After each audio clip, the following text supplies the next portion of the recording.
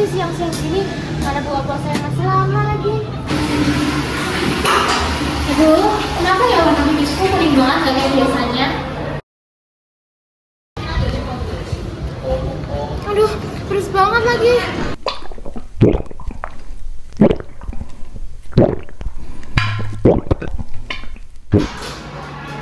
Akhirnya aku berat lagi. Aduh, aku berat banget.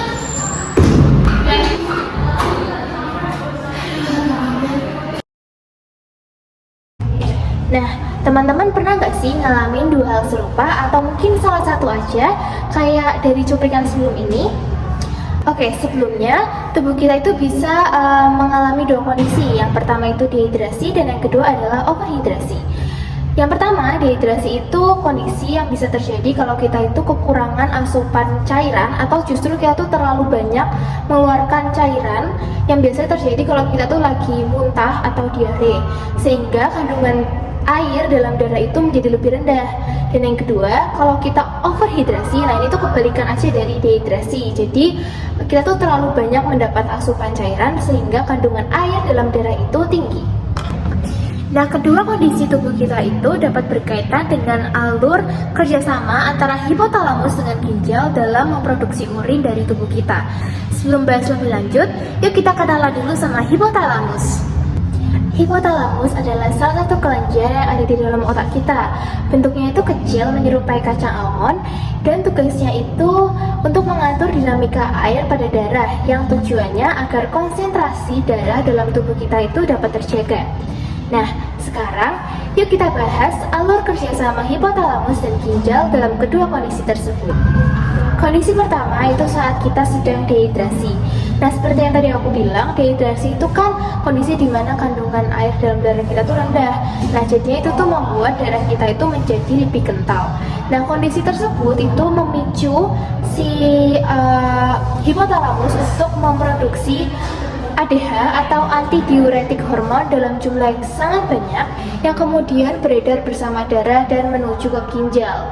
Nah, keberadaan ADH ini itu memicu meningkatnya reabsorpsi air pada nefron yang kemudian akan kembali lagi ke pembuluh darah.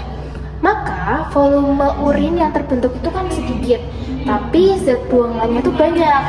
Jadi konsentrasi urin kita itu akan lebih pekat atau kayak berwarna kekuningan gitu. Lalu untuk kondisi kedua yaitu saat tubuh kita mengalami overhidrasi.